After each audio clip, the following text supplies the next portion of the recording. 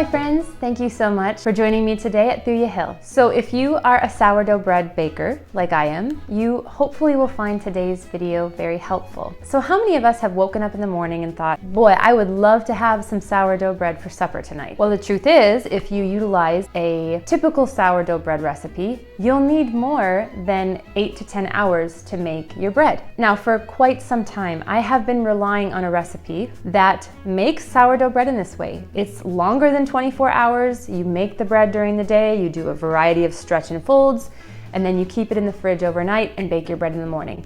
That's great. The loaf turns out fabulous. It's holy and fluffy and flaky, and it creates a beautiful loaf of bread. But the reality is, many of us wake up in the morning and we haven't gotten that far in our brains. Many of us homemakers don't think that far enough ahead. And so even though we've maybe made our recipe plans for the week, we get to the morning and we think, oh boy, it would be good to have bread tonight. Let me give you a solution that will help you if you've been struggling like I have. This summer, I took a workshop about sourdough bread baking, and in it, we utilized the dry sourdough method. Now that term is a little bit deceiving because the dry sourdough starter is still wet, quote unquote. It's just a much smaller starter that you keep on hand, and then you make a leaven from that, and so on and so forth. So it's a great method to use, and I have used it to make a daily einkorn sourdough bread. But I got to thinking after that workshop, what if I used just my normal wet sourdough to do this? I really like the results of the bread using a wet sourdough. So I played around a bit in my kitchen, I did some trial and error, and I started baking bread with this mentality of getting it started in the morning and having it done by supper with my wet sourdough. And I love it. And honestly, I don't know if I'll go back. Maybe if I have a lot of time and I've thought really far ahead in advance, I will do the longer rise sourdough recipes. But for my life right now as a busy mom that homeschools, this particular way of making sourdough bread has fit my schedule the best. So I'd love to share it with you today. If you find yourself really wanting to make bread for supper and you've only thought about it that morning, this is going to be for you. So come with me today and we'll get busy in the kitchen learning how to make a truly daily sourdough bread. Come on, let's go. It's important to note that I started making this bread with a sourdough starter that was semi-active at this point.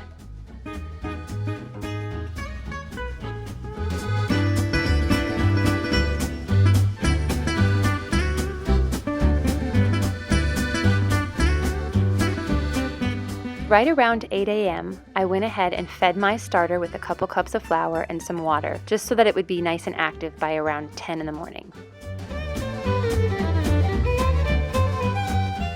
Now, when I feed my sourdough, it's entirely by eye. When I first started making bread many years ago, I was very scientific about it. I measured everything, and I don't do that anymore. As long as the starter resembles pancake batter after you fed it, you should be good. Here's another little trick I've learned. I don't set my sourdough starter directly on the counter. In fact, I kind of cover it up like you can see I'm doing here so that it stays warm and gets bubbly faster. And this works well, especially in a cool kitchen. And you can see here, after just a couple of hours, my starter has risen significantly, it's active, and it's ready to make some delicious sourdough bread in under 24 hours.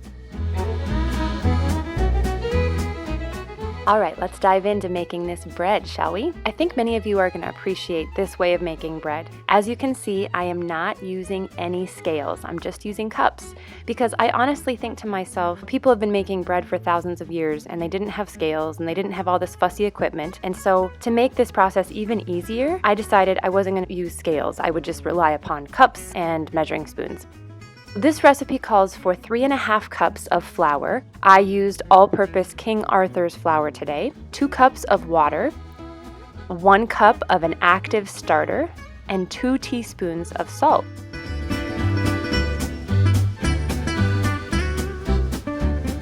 And then you mix all of that together in your bowl and you let it sit for 15 minutes.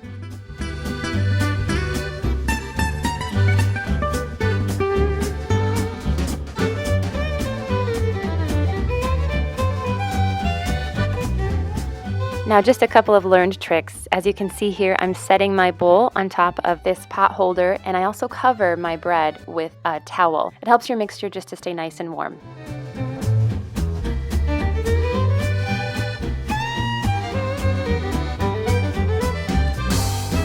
All right, after 15 minutes, I noticed that my mixture needs a little bit of flour, so I put some of that on top.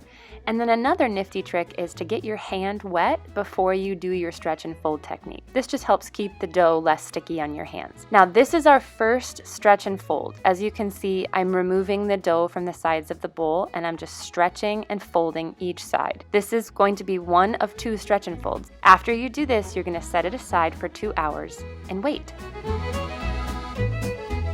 After 2 hours of rising, you're going to do another series of stretch and folds with your bread. What I love about this recipe is it's so easy. You don't need scales, you don't need to do tons of stretch and folds. It's just extremely easy and basic, and it can be made very fast. After you have done your second set of stretch and folds, you're going to set it aside for 3 hours and leave it alone until it's ready to bake.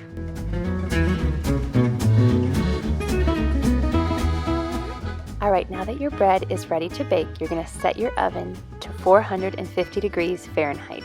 At this time, I pull out my Le Creuset Dutch oven and I stick it in my oven to get nice and warm before I put my bread inside.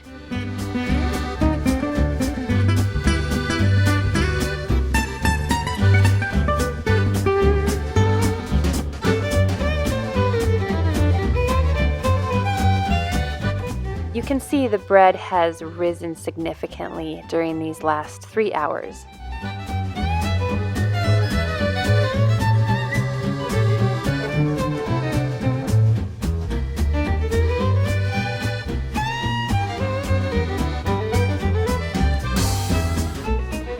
As you can see, I'm just taking the dough and putting it into my special basket with some flour. And now it's going to sit for around 40 minutes. Basically, it just sits here while your oven heats up with the Dutch oven. And after 40 minutes, you take your risen bread and you put it on a piece of parchment. And this is the time when you can go ahead and score your bread with all kinds of fancy designs.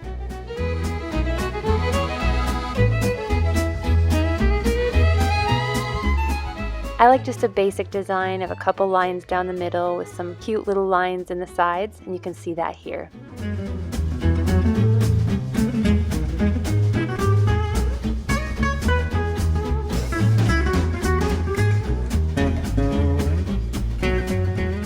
And now for the best part, the baking of the bread.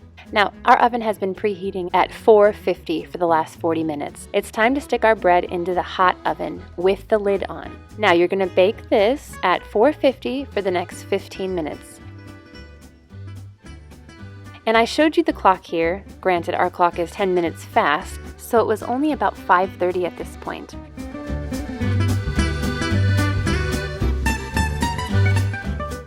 And then you're going to take the lid off and cook it for another 15 minutes with the lid off. Now, depending on your oven, you might have to cook it a little more, but for my oven, this worked perfectly. And we came out with a beautiful loaf of sourdough bread, and it was ready just after 6 o'clock in the evening. And that's what I call a truly daily bread.